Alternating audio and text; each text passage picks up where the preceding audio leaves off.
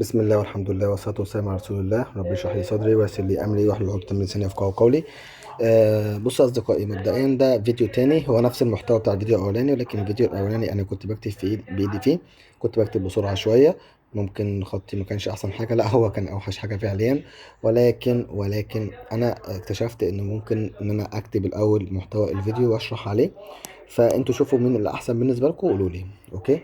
طيب بسم الله الرحمن الرحيم. اول حاجه عندنا هنراجع القوانين بسرعه. فانا عندي الاي، شايفين كده طبعا اي بيساوي كيو على تي، والاي بيساوي ان اي، والاي بيساوي اف في كيو، والاي بيساوي كيو في على 2 باي ار. طبعا كلكم عارفين ان الاف دي هو التردد ويقاس بالهرتز. اوكي. طيب، وكلنا عارفين ان الفي ده اسمها سرعه خطيه، سرعه ايه خطيه، وتقاس بالمتر على الثانيه. و الار دي اللي هي نصف القطر، وتقاس بالأصدقائي بالمتر. طيب، دخلنا على حاجة تانية وهي الكيو بيساوي ان في الاي، والان اسمها عدد الإلكترونات أو عدد دورات. مش تفرق كتير يعني، هم عدد دورات الإلكترون أو عدد الإلكترونات نفسها. بعد كده دخلنا على فرق الجهد، الفي بيساوي الاي في الار، الاي في الار، أو بيساوي دبليو على كيو، أو بيساوي في نقطة ناقص في نقطة اللي كنت فيها ناقص اللي رحت ليها. تمام كده. يعني أنا كنت مثلا عندي موجب 5، بقيت عندي موجب 3. طبعا في تيار عدى من هنا كده من موجب 5 لموجب 3، فأنا طرحتهم من بعض اداني فرق الجهد. فرق الجهد بنسميه اسم تاني، بنسميه أصدقائي الهبوط في الجهد، يعني اسمه الاسم التاني الهبوط في الجهد. طبعا ده حصل بسبب المقاومة. يعني احنا قلنا سبب وجود فرق الجهد هو الايه، ثانية مش عارف عشان التسجيل الصوتي والموضوع لطيف قوي، لو عرفنا نحركه شوية مش هينفع نحركه شوية. تمام. عامة قلنا سبب وجود فرق الجهد هو ايه؟ سبب وجود فرق الجهد هو رصاص بقى، ايوه احمر احمر، ايوه جميل. هو وجود المقاومة، هو وجود الايه المقاومة، ده سبب وجود فرق الجهد. طيب، سبب وجود المقاومة هو اهتزاز الذرات او الجزيئات زي ما شرحت لكم في الحصة. ماشي. بعد كده قلنا تعتمد المقاومة على ايه؟ قال لي المقاومة بتعتمد على 4 حاجات. اول حاجة نوع المادة، تاني حاجة درجة الحرارة، تالت حاجة الطول، رابع حاجة المساحة. نوع المادة والحرارة بنعبر عنهم بحاجة اسمها مقاومة نوعية. مقاومة نوعية عامة تقاس بالأوم في المتر، لو انتوا حابين يعني تعرفوا وحدة قياسها. هي بتعتمد عليهم هما بس، بتعتمد على ده وده بس، ما بتعتمدش على الطول ولا المساحة. طبعا المقاومة لسه فيها اللي هي تقاس يا أصدقائي بالأوم برضك، ديت برضك بتعتمد على الطول والمساحة، وخدناها مع بعض، طول طردي ومساحة عكسي، لكن بتزداد بزيادة الايه الحرارة.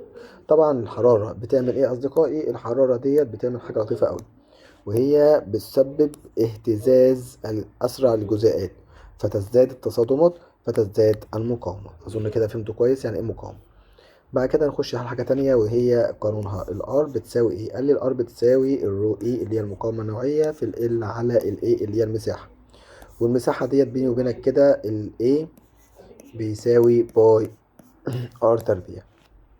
ار دي اللي هو نصف القطر يعني. طيب، وبيقاس بالمتر. خلي بالك ان 2 باي ار ده المحيط مش المساحة، يعني نفرق شوية بين الكلام، ده المحيط مش المساحة. واحنا قلنا ان الرو اي بتعتمد على نوع المادة والحرارة فقط. يعني بما ان ايا كان بقى اللفظ اللي بنقوله، الاصفر لطيف. واو، ايه الاصفر؟ بيقول لك بما ان الرو اي بيساوي ار في ايه على ال. ايه ده؟ عملت الكلام ده ازاي؟ احنا عاوزين الرو اي اللي هي في البسط، فبنثبتها ونحرك معاها. يعني ال ديت تنزل تحت والايه تطلع فوق. اوكي. بما ان الرو اي بيساوي ار في ايه على ال، فكده معنى كده لو الطول زاد، الطول ده زاد هيأثر في الرو اي؟ قال لك لا، مش هيأثر في الرو اي، لانها ما بتعتمدش عليه. الطول زاد، الطول قل، حصل له اي حاجه، مش هيأثر في الرو اي، لان الرو اي ايه ثابته، عشان هي بتعتمد يا اصدقائي على نوع الماده والحراره بس. طيب، في حاجة عندي تانية اسمها السيجما أو التوصيلية الكهربية، أهي السيجما. ممكن نكتبها كده سيجما، ممكن نكتبها كده سيجما إي، سيجما بس، أيا كان مش هتفرق كتير. المهم، التوصيلية الكهربية وحدة قياسها لو الناس مهتمة أوم سالب 1، متر سالب 1، أو بنسميها سيمون، سيمون في المتر. ماشي، يعني ايا كان اللفظ كده كده الوحدات يعني انتوا بتعرفوها من خلال الممارسه. واخر مش اخر السنه، كمان شهرين كده هعرفكم التفاصيل كلها بتاعت الوحدات، مش عاوز اشغل بالكم بيها دلوقتي. المهم ان الرو اي السيجما بيساوي واحد على الرو اي. قدرة المادة على التوصيل يعني عكس المقاومة، لو المقاومة كبيرة مش هتوصل كويس يعني، بديهية. وطبعا من القانون اللي فوق ان اللي الرو اي بيساوي ار في اي على ال، طبعا ده جبناه من القانون الاساسي ده، زي ما اتفقنا جبناه من القانون الاساسي ده، اظن واخدين بالكم يعني. فجبنا ده منه، جبنا ده منه يعني.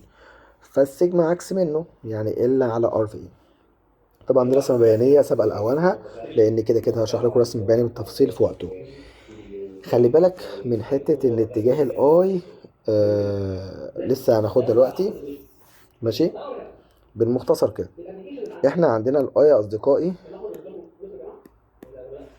الاي هو اتجاهه من موجب للسالب ده خلال المقاومة، من السالب للموجب ده خلال المصدر اللي هو البطارية يعني، وخلال المقاومة اللي هي دي. ماشي، يعني هنا في نقطة A وهنا نقطة B، فالتيار بيتحرك من A إلى B لو هنا موجب وهنا سالب يعني، خلال المقاومة اتفقنا. لكن خلال المصدر من السالب للإيه؟ من السالب للموجب. ده طبعا الاتجاه التقليدي اللي احنا بنتكلم عليه. سوري. تمام. طيب، ده اتجاه الايه التقليدي اللي احنا اتفقنا عليه، اللي هو بتاع المنهج او اللي احنا هنمشي عليه في المنهج.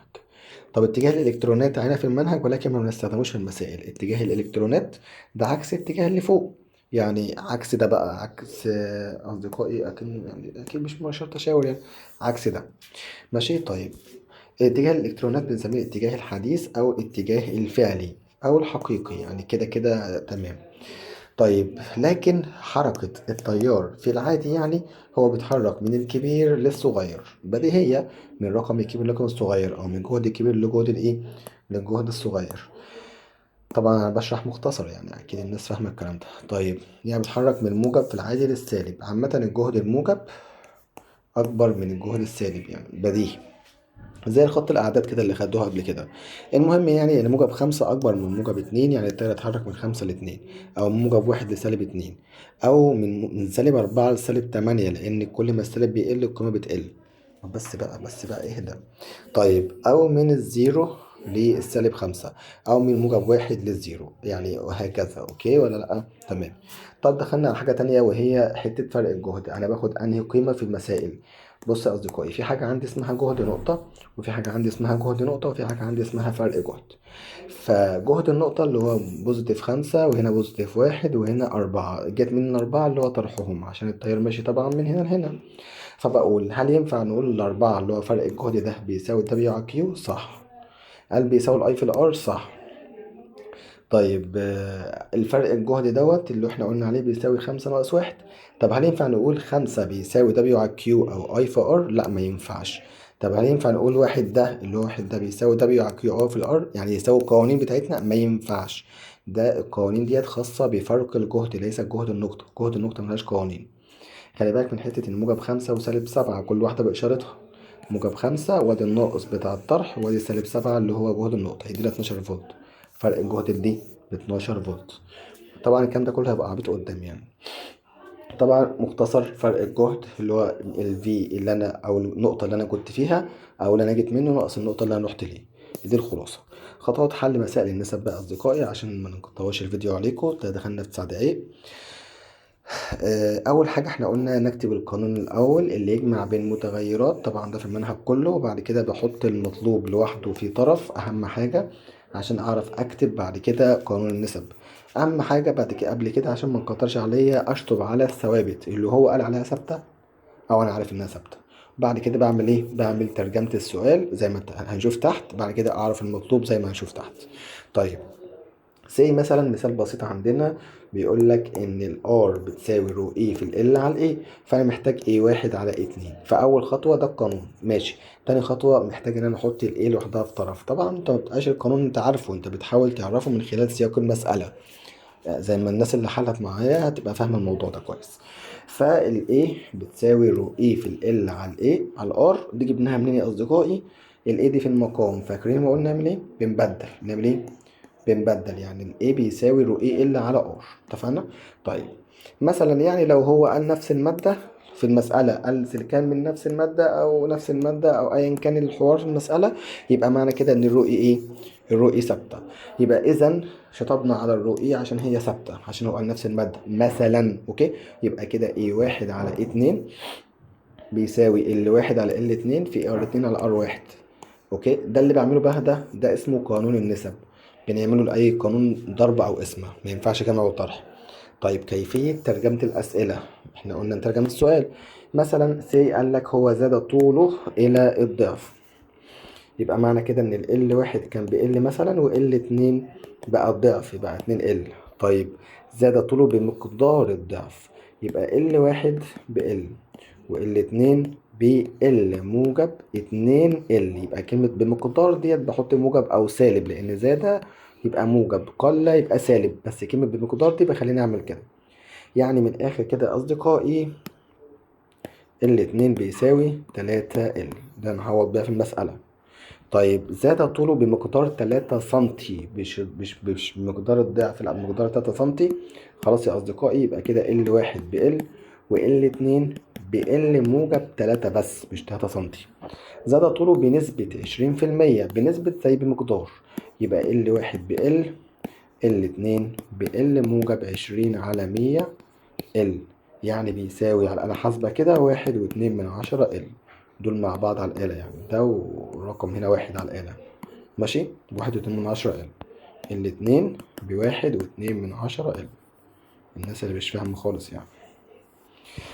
طيب أنواع المطالب في المسألة، آخر حاجة معانا في الفيديو. أنواع المطالب 4 نسب وكده، 4 أنواع، ولازما إن أنا أحلهم بالترتيب. يعني أول حاجة ممكن يطلب النسبة بينهم، يعني يطلب مني R1 على R2.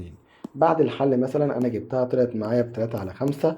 طيب كده خلصت. طب لو هو عاوز الحالة التانية، فإن مقاومته تصبح، فإن المقاومة تصبح بكام أيا كان.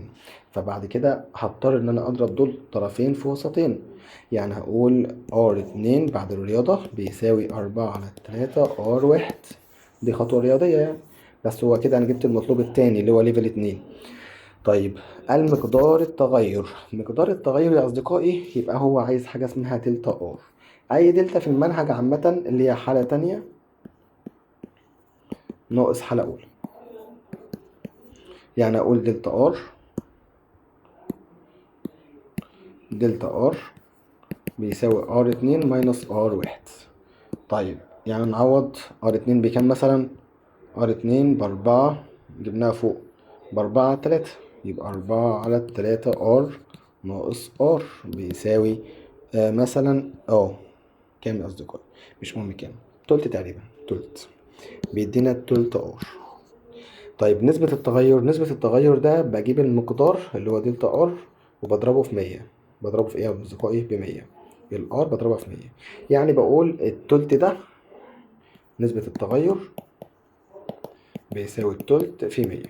يبقى دي انواع المستويات اللي ممكن نسأل فيها. طبعا انت عشان تحل المستوى الاخير دوت لازما انك تحل الاولى والثانيه والثالثه، كده كان يحلهم كلهم، ولكن المشكله في المسائل ان انت اصلا بتقع عند واحده فيهم وتقول سكيب خلاص. تمام كده. طيب معلش، كان في حاجه اسمها سحب سلك واثباتها، ماشي نقولها برضو مش مشكله، لو فيديو طول شويه. اذا سحب سلك، لما نقول اذا سحب سلك او اعيد تشكيل سلك فانت عندك الفوليوم والام والرو اي ثوابت، وان المساحة عكس الطول. معنى كده ان انا بقول A1 على A2 بيساوي L2 على L1. طيب والار بتتناسب طردي مع L تربيع فقط. ما ده عشان كلمة سحبة، عشان كلمة ايه سحبة او عيد تشكيل. يبقى معنى كده ان R1 على R2 بيساوي L2 تربيع على L1 تربيع على L2 تربيع. اوكي، والار بتتناسب مع ايه تربيع فقط، يعني بقول R1 على R2 بيساوي A2 تربيع على A1 تربيع. والار بتتناسب مع نصف القطر أس 4 فقط، يعني R1 على R2 بيساوي R2 أس 4 على R1 أس 4. طيب الكلام ده جه منين؟ الكلام ده جه من اثبات لطيف قوي هقوله لكم. حابين تركزوا معايا ماشي، مش حابين تركزوا فيه يعني هو براحتكم. الاثبات يا اصدقائي، الاثبات بيقول لك والله ان الار بتساوي رو اي ال على الاي، بحكم ان انا قعدت تشكيل السلك فالماده ثابته. الماده ثابته، وبالتالي كده الرو اي ثابته. طيب وبما ان الكتلة بتساوي الكثافة في الحجم، والكتلة ثابتة لأن أنا بس سيحت السلك وقعدت تشكيله، والكثافة ثابتة لأن المادة ما اتغيرتش، يبقى إذا الفوليوم إيه؟ ثابت. بس أنا هغير شكله، فهغير في مساحته وهغير في طوله. يعني الفوليوم في الحالة الأولى هو الفوليوم في الحالة التانية. إذا يا أصدقائي هقول والله إيه تاني؟ هات الأحمر بقى. أيوة تمام. يعني هقول A1 L1 بيساوي A2 L2. مقدم على مقدم بيساوي تالي على تالي، مقدم على مقدم بيساوي تالي على تالي. يعني لو قلنا مثلا L1، معلش نعيد التجربة دي تاني عشان بس ايه تبقى نعمل نسبة سريعة. ايوه L1 على L2 مش هرجع بقيتي فاضية، A2 على A1 مش فارقة من الأول يعني. ماشي، بس أنا عاوزة L1 على L2 عشان بس نستنتج بسرعة. يبقى L1 على L2 بتساوي A2 على A1. طبعا كده أثبتت إن ال A عكس ال L، ودي فعلا قلناها فوق، ال A عكس ال L. ماشي. طيب ننزل تحت نقول يبقى إذا R1 على R2 بتساوي L1 على L2 في A2 على A1. طب فين الرو إيه؟ ما احنا قلنا يا صديقي الرو إيه ثابتة لأن ما غيرتش في نوع المادة.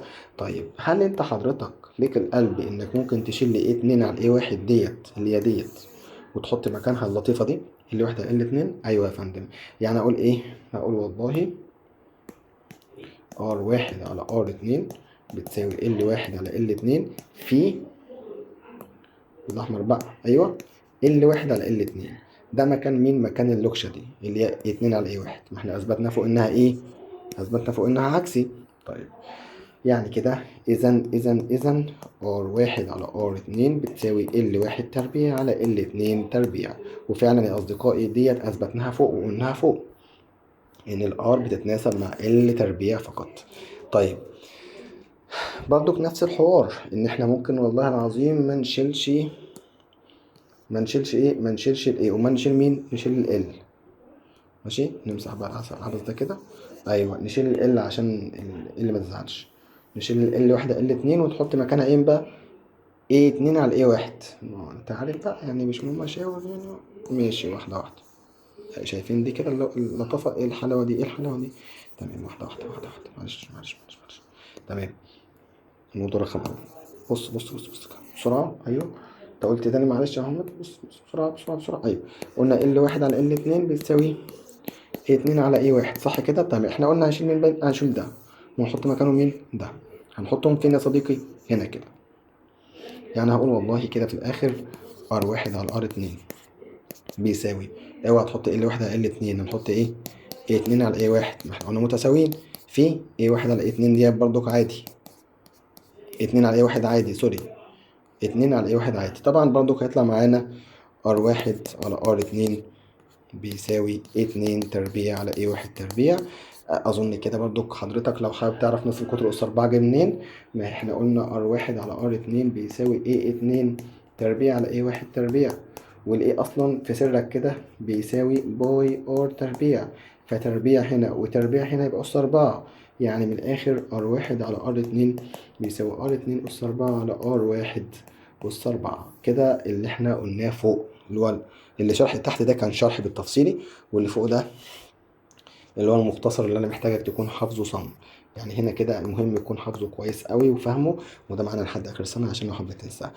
اظن ان احنا كده شرحنا بسرعه في وقت صغير وبالتفصيل. سبحانك اللهم وبحمدك اشهد ان لا اله الا انت استغفرك واتوب اليك. مع السلامه.